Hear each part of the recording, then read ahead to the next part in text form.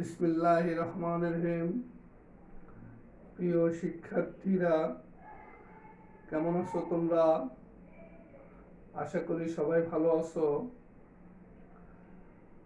আমিও মহান আল্লাহর রহমতে ভালো আছি। আমি মোহাম্মদ মামুন ইবনে কাসেম, সহকারী শিক্ষক, বিএডিসি উচ্চ বিদ্যালয়, ঢাকা। আজকে আমি তোমাদের নবম দশম শ্রেণীর পদার্থবিজ্ঞান ক্লাস নেব। পদার্থবিজ্ঞানের ষষ্ঠ অধ্যায় আমরা আজকে দেখব বস্তুর উপর তাপের প্রভাব। বস্তুর উপর তাপের প্রভাব। তোমরা সবাই ক্লাসটা মনোযোগ দিয়ে দেখবা এবং কমেন্টস করবা। তাহলে চলো আমরা শুরু করব আজকে বস্তুর উপর তাপের প্রভাব এই চ্যাপ্টারটা। বোঝাই যাইতেছে যে বস্তুর উপর তাপের প্রভাব, তার মানে এই চ্যাপ্টার শুরুটাই হবে তাপ দিয়ে। শুরুটাই হবে তাপ দিয়ে।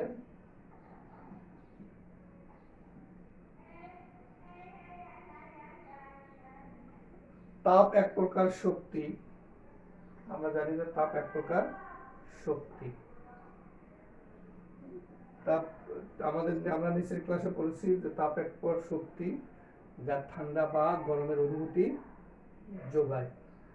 আমরা কোনো পদার্থে যখন তাপ দেই তখন পদার্থের অণুগুলো ছোটাছুটি করে, গতিশীল হয়।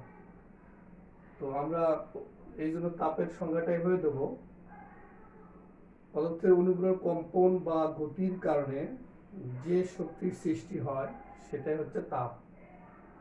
আমি আবারও বলি, পদার্থের অণুগুলোর কম্পন বা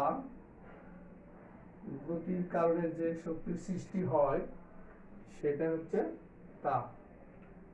যেহেতু এখানে আমরা বললাম যে তাপ এক প্রকার শক্তি, সে কারণে তাপের একক হলো জুল। তাপের একক জুল। তাপের আরেকটা একক আছে, সেটা হলো ক্যালরি। তাপের আরেকটা একক হলো ক্যালরি। তাহলে এই জুল আর ক্যালরির ভিতরে একটা সম্পর্ক আছে, সেটা হলো 1 ক্যালরি সমান 4.2 জুল। 1 ক্যালরি সমান 4.2 জুল। আর 1 ক্যালরি কাকে বলে? 1 ক্যালরি বলতেছে 1 গ্রাম বস্তুর তাপমাত্রা 1 ডিগ্রি সেন্টিগ্রেড বৃদ্ধি করতে 1 গ্রাম বস্তুর তাপমাত্রা 1 ডিগ্রি সেন্টিগ্রেড বৃদ্ধি করতে যে পরিমাণ তাপের প্রয়োজন তাকে বলছে 1 ক্যালরি। আবারও বলছি যে 1 গ্রাম বস্তুর তাপমাত্রা 1 ডিগ্রি সেন্টিগ্রেড বাড়াতে, বা 1 গ্রাম বস্তু বা পানি বলতে পারো, 1 গ্রাম পানির তাপমাত্রা 1 ডিগ্রি সেন্টিগ্রেড বাড়াতে যে পরিমাণ তাপের প্রয়োজন তাকে বলা হয় 1 ক্যালরি। তাহলে আমরা দেখি যে আমরা কি কি বললাম। আমরা তাপ বলছিলাম যে তাপ এক প্রকার শক্তি, এটা ঠান্ডা বা গরমের অনুভূতি যোগায়। আর তাপের সংজ্ঞাটা হবে পদার্থের অণুগুলোর কম্পন বা গতির কারণে, পদার্থের অণুগুলোর কম্পন বা গতির কারণে যে শক্তি পাওয়া যায় সেটা হচ্ছে তাপ। যেহেতু শক্তির ব্যাপার আছে, তাপের একক হলো জুল। তারপরে আরেকটা একক আছে, সেটা হলো ক্যালরি। তাহলে এই জুল আর ক্যালরির মধ্যে সম্পর্ক হচ্ছে 1 ক্যালরি সমান 4.2 জুল। আর এই 1 ক্যালরি কাকে বলে? সেটা হলো যে 1 গ্রাম পানির তাপমাত্রা 1 ডিগ্রি সেন্টিগ্রেড বৃদ্ধি করতে যে তাপের প্রয়োজন তাকে বলবে 1 ক্যালরি। এই যে তাপমাত্রা চলে আসছে, আমরা এখন করবো যে তাপমাত্রা কাকে বলে। আমরা এখন করবো তাপমাত্রাটা কি। হ্যাঁ,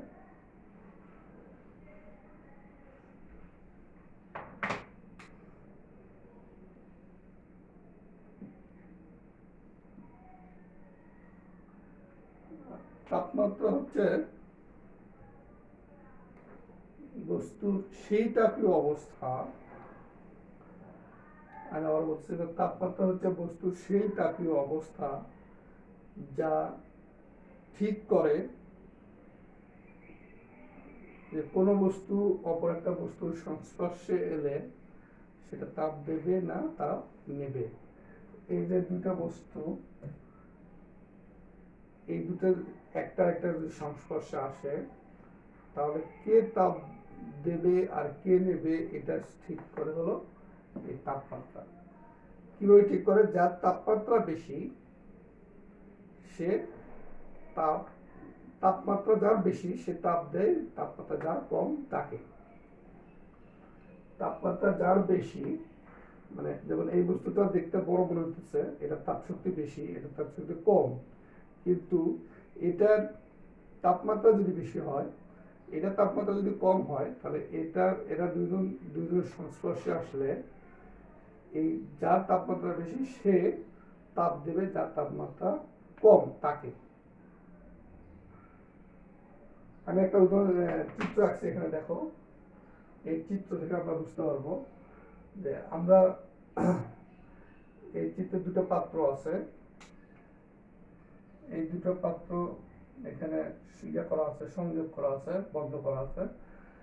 বুঝতেই পারতেছি যে এই পাত্রের, তোমরা বলো এখানে দুটো পাত্র, কোন পাত্রে পানি বেশি? বুঝতে পারছো যে এই পাত্রে পানি বেশি আর এই পাত্রে পানি কম। আরেকটা ব্যাপার, পাত্রতে আমরা কি করছি, ঢোল দ্বারা যুক্ত করছি। এই পাত্রে পানি বেশি আছে, এই পাত্রে পানি কম আছে, তাই না? হ্যাঁ। তাহলে যে পাত্রে পানি বেশি আছে আর যে পাত্রে কম আছে, আমরা সাধারণত কি ভাবতে পারি যে পানি বেশি থেকে কমের দিকে যাবে, কিন্তু এখানে কি তাই হবে? এখানে কিন্তু তা হবে না। দেখো এখানে কি হবে, পানির কোন পাত্র দিয়ে কোন পাত্র যাবে সেটা কি হবে, পানির এই পৃষ্ঠদেশের উচ্চতার উপর নির্ভর করবে। আমরা চিত্রে কি দেখতেছি, এটার উচ্চতা কম, এটার উচ্চতা বেশি, যদিও এটাতে পানি বেশি আছে কিন্তু এটাতে পানি কম আছে, তারপর এই কম পানি থেকে এই বেশি পানির দিকে যদি আমরা এখানে সংযোগ দিলে পানি যেতে থাকবে। তোমরা কি ক্লিয়ার যে পানির উচ্চতা যার বেশি, পানির পরিমাপ না, পরিমাণ না, উচ্চতা যার বেশি সেখান থেকে উচ্চতা যেদিকে কম সেদিকে পানি প্রবাহিত হবে। কতক্ষণ পর্যন্ত? যতক্ষণ পর্যন্ত উচ্চতা সমান না হবে। তো আমরা এই পানির উচ্চতাকে যদি তাপমাত্রা হিসেবে কল্পনা করি, আবার বলতেছি যে পানির উচ্চতাকে যদি আমরা তাপমাত্রা হিসেবে কল্পনা করি এবং এই বেশি পানিটাকে যদি তাপ হিসেবে কল্পনা করি, তাহলে কি বেশি তাপমাত্রার বস্তু থেকে এই যেহেতু এটা তাপমাত্রা বেশি, উচ্চতাটার সাথে কল্পনা করছি যে যেভাবে পানি বেশি উচ্চতা থেকে কম উচ্চতার দিকে গেছে, একইভাবে তাপমাত্রাও যার বেশি সেখান থেকে তাপমাত্রা যার কম সেদিকে যাবে। আশা করা যায় তোমরা বুঝতে পারছো।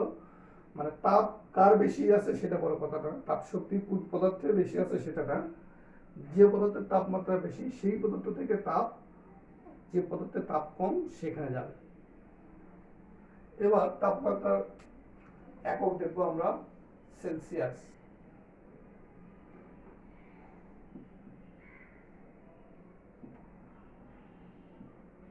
তাপমাত্রা আন্তর্জাতিক একটা একক আছে, সেটা হলো কেলভিন।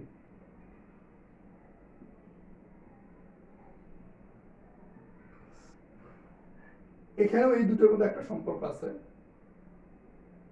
এখানেও এই দুটোর ভিতরে একটা সম্পর্ক আছে। সম্পর্কটা এরকম যে সেলসিয়াসের সাথে 273.15 যোগ করলে কেলভিন হয়ে যায়। সেলসিয়াসের সাথে 273.15 ডিগ্রি সেন্টিগ্রেড যোগ করলে এটা কেলভিন স্কেল হয়ে যায়। তারপরে কি এরকম যে সেলসিয়াসে যদি 0 ডিগ্রি হয় তাহলে কেলভিনে কি হবে 273.15। সেলসিয়াস যদি 10 ডিগ্রি হয় তাহলে কেলভিনের কি হবে 273.15 সাথে যোগ হবে 10। তার মানে আমাদের পার্থক্য যদি আমরা বলি তাহলে সেলসিয়াস আর কেলভিনের পার্থক্য একই। এখানে 0 ডিগ্রি, এখানে এটা যদি 10 ডিগ্রি সেন্টিগ্রেড বাড়ে তাহলে এটা 10 কেলভিন বাড়বে, একই কথা। তাপমাত্রা আরেকটা একক আছে, সেটা হলো ফারেনহাইট। তো আমরা ফারেনহাইটটা আমরা যখন তাপমাত্রার স্কেল নির্ণয় করবো তখন আমাদের লাগবে। তাহলে আমরা আরেকটা জিনিস শিখবো এখানে, অভ্যন্তরীণ শক্তি।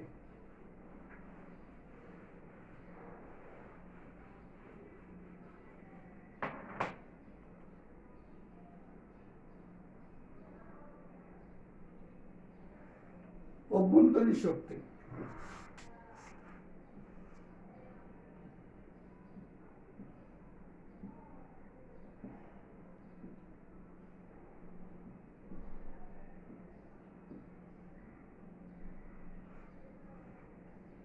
মানে পদার্থের ভিতরে যে শক্তি, পদার্থের ভিতরে কি গতিশক্তি আছে আর বিভব শক্তি আছে। পদার্থের ভিতরে এই গতিশক্তি আর বিভব শক্তির পরিমাপটা হলো অভ্যন্তরীণ শক্তি। পদার্থের ভিতরে গতিশক্তি আর বিভব শক্তির পরিমাপটা হলো অভ্যন্তরীণ শক্তি। এবার আমরা তাপমাত্রার বিভিন্ন স্কেলের মধ্যে সম্পর্ক দেখব। তাপমাত্রার বিভিন্ন স্কেল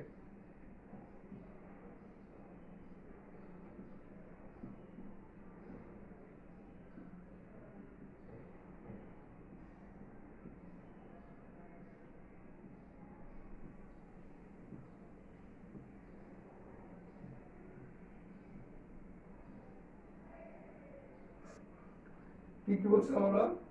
সেন্টিগ্রেড, ফারেনহাইট, একটা হলো কেলভিন। সেন্টিগ্রেড, ফারেনহাইট আর একটা হলো কেলভিন। তাপমাত্রা বিভিন্ন এই স্কেলের সম্পর্ক করতে গেলে এই সেন্টিগ্রেড, ফারেনহাইট এবং কেলভিনের প্রত্যেকটা এককের নিম্ন তাপমাত্রা এবং উচ্চ তাপমাত্রা আমাদের নির্ধারণ করতে হবে। তো তাপমাত্রা কিন্তু অনেক উপরে উঠতে পারে, কিন্তু একটা নির্দিষ্ট তাপমাত্রা আছে যার নিচে কিন্তু কখনোই তাপমাত্রা নামবে না। তাপমাত্রা কিন্তু অনেক উপরে উঠতে পারে, কিন্তু একটা নির্দিষ্ট তাপমাত্রা আছে, সেই তাপমাত্রার নিচে আর কখনোই নিচে নামবে না। তাহলে সেই তাপমাত্রাটা কি? আমরা যদি এদিকে দেই টিসি, টিএফ আর হলো টিকে। সেন্টিগ্রেড স্কেলে সেই নিম্ন তাপমাত্রা হলো 0,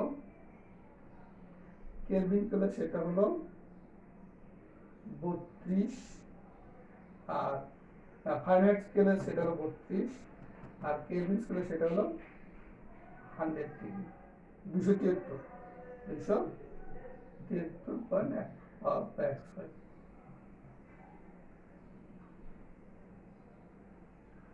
তাহলে তাপমাত্রা দুটো স্কেল, একটা হলো নিম্ন স্কেল আর একটা হলো উচ্চ স্কেল। এটাকে বলে নিম্ন স্থিরাঙ্ক।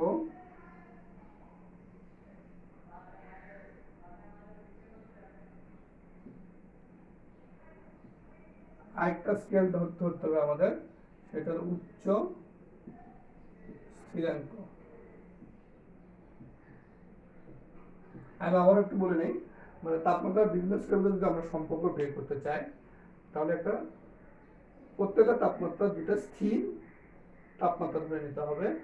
তো এই স্থির তাপমাত্রার নিম্ন যেটা, এটা হলো নিম্ন স্থিরাঙ্ক। আর নিম্ন স্থিরাঙ্ক তাকে বলতেছে, আমি আবার বলি, নিম্ন স্থিরাঙ্ক তাকে বলতেছে যে নির্দিষ্ট চাপে, আদর্শ চাপে কোনো বিশুদ্ধ বরফ বলে পানিতে পরিণত হয়, সেটা হলো নিম্ন স্থিরাঙ্ক। আর উচ্চ স্থিরাঙ্ক কি? যে নির্দিষ্ট চাপে, আদর্শ চাপে কোনো বিশুদ্ধ ফুটন্ত পানি বাষ্পে পরিণত হয়, সেটাকে বলতেছে উচ্চ স্থিরাঙ্ক বা ঊর্ধ্ব স্থিরাঙ্ক। উচ্চ না উচ্চ স্থিরাঙ্ক বা ঊর্ধ্ব স্থিরাঙ্ক। হ্যাঁ, তাহলে সেলসিয়াসে কি হবে 0 ডিগ্রি, আর ঊর্ধ্ব স্থিরাঙ্ক কি হবে 100 ডিগ্রি।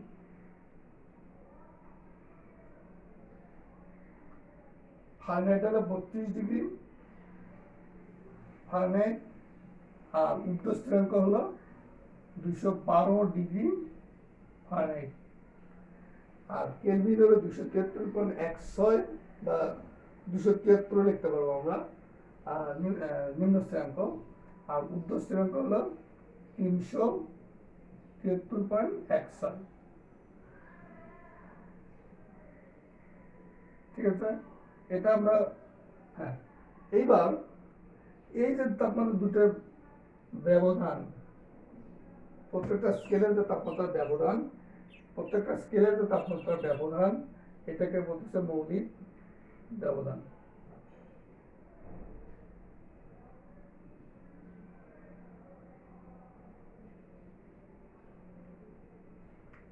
আমি আবার বললাম যে তাপমাত্রা বিভিন্ন স্কেলের মধ্যে সম্পর্ক বের করতে গেলে প্রত্যেকটা তাপমাত্রা দুটো নির্দিষ্ট তাপমাত্রা নিতে হবে। একটা হলো নিম্ন স্থিরাঙ্ক বা নিম্ন তাপমাত্রা। এই নিম্ন তাপমাত্রা এমন যে এর চেয়ে কম আর তাপমাত্রা নেওয়া যাবে না।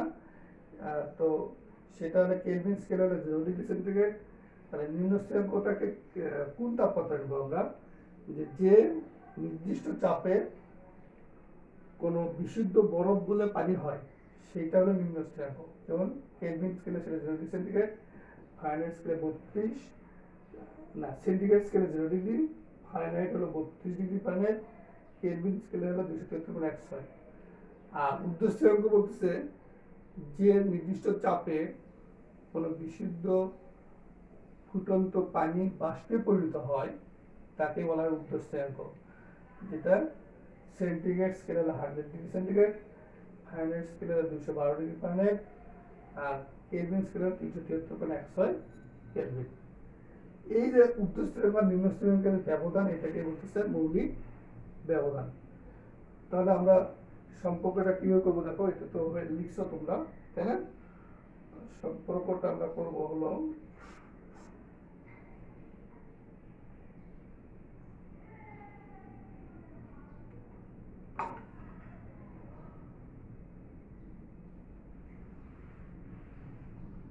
সম্পর্কটা আমরা করবো তাহলে এরকম দেখো, সি বা এই যে টিসি লিখি তাও হবে TC minus 0 by 100 minus 0,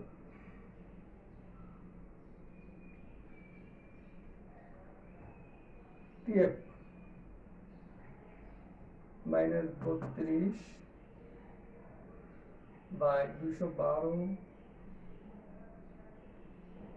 minus 32।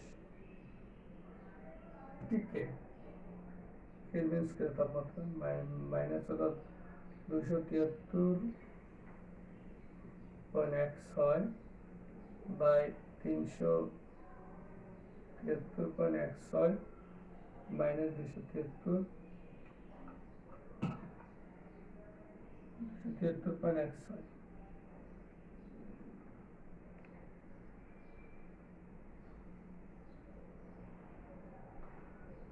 আচ্ছা, এবার আমরা এগুলো তো বুঝছো তোমরা, আমরা এবার এখানে করি একটু।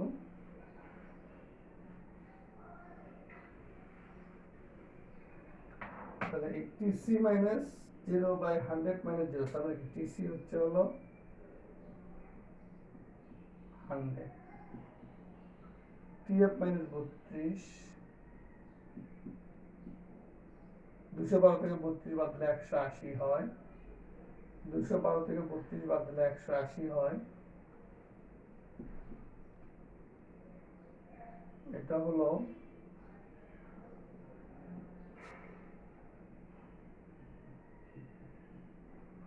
আর 373.16 থেকে 273.16 বাদ দিলে 100। আমরা এই 100, 180, 100 যদি আমরা 20 দিয়ে ভাগ করি, এটা হলো 5 হয়,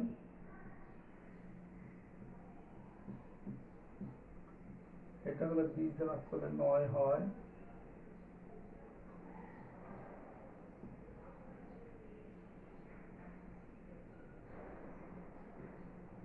এটাকে 20 দিয়ে ভাগ করলে 5। এটাই আমাদের সম্পর্ক, এটাই আমাদের সম্পর্ক। তোমাদের পরীক্ষায় যদি এই যেমন দুটো স্কেলের মধ্যে সম্পর্ক বের করতে বলবে, একটা দেওয়া থাকবে আরেকটা বের করতে বলবে, তাহলে আমরা এইটা থেকে বের করতে পারবো। আশা করি তোমরা বুঝতে পারছো।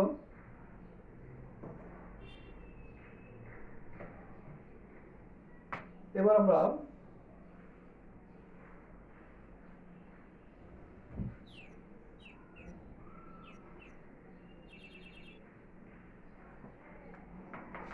আমরা তাপ, বস্তুর উপর তাপের প্রভাব বলা আছে। এবার আমরা তাপ দিলে যে বস্তু বৃদ্ধি পায়, তাপের কারণে যে বস্তুর প্রসারণ ঘটে, সেক্ষেত্রে আমরা কঠিন পদার্থের প্রসারণ ক্ষেত্রে আলোচনা করব। কঠিন পদার্থের প্রসারণ,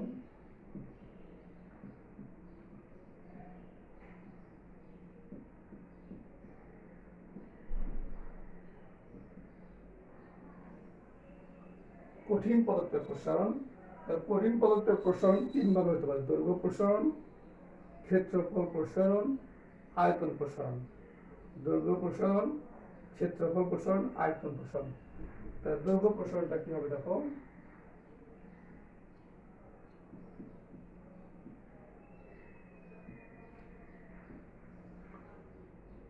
যে কোনো বস্তুর তাপমাত্রা যদি T1 হয়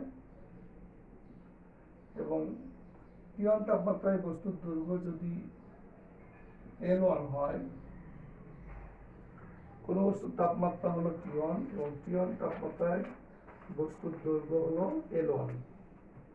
এবার বস্তুর তাপমাত্রা যদি আমরা বৃদ্ধি করি, T2 করি, এবং সেক্ষেত্রে তাপমাত্রা বৃদ্ধির কারণে যদি বস্তুর দৈর্ঘ্য বৃদ্ধি পেয়ে L2 হয়, আমি কি বললাম যে কোনো বস্তুর তাপমাত্রা T1, দৈর্ঘ্য হলো L1।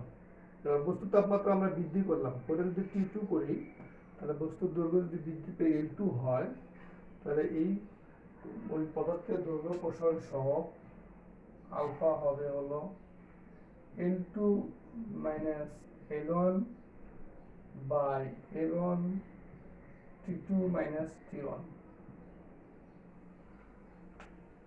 T1 তাপমাত্রার দৈর্ঘ্য L1, তাপমাত্রা বৃদ্ধি করার কারণে T2 করার কারণে দৈর্ঘ্য বৃদ্ধি পেয়েছে L2, তাহলে দৈর্ঘ্য প্রসারণ সহগ আলফা হবে L2 minus L1 by L1 T2 minus T1। একইভাবে আমরা ক্ষেত্রফল প্রসারণটা বের করতে পারবো।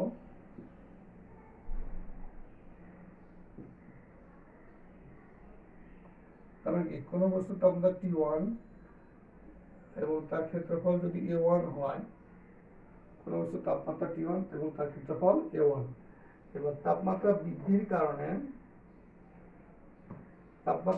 কারণে তার তাপমাত্রা হয়ে গেল T2 এবং ক্ষেত্রফল বৃদ্ধি পেয়ে হয়ে গেল A2। তাহলে ক্ষেত্রফল প্রসারণ সহগ বিটা হবে A2 minus A1 by A1 T2 minus T1।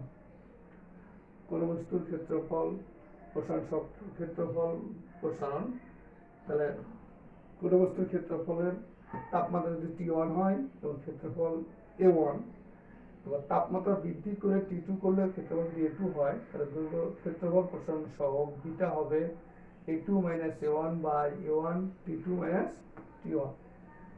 আমরা আরেকটা দেখব, আয়তন প্রসারণ।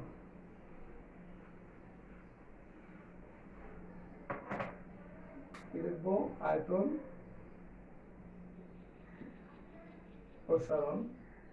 তাহলে T1 তাপমাত্রায় কোনো বস্তুর আয়তন যদি V1 হয় এবং তাপমাত্রা বৃদ্ধি করে যদি T2 করা হয়, তার আয়তন যদি V2 হয়, তাহলে ক্ষেত্রফল প্রসারণ সহগ হবে হলো V2 minus V1 by V1 T2 minus T1।